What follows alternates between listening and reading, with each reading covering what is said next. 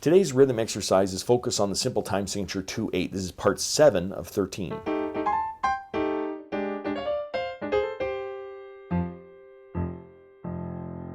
Welcome to my studio, Bach To Basics. This channel is where you can find videos to further your music studies. Now, while I figure out how many balloons it takes to fill my studio, let's read some rhythms.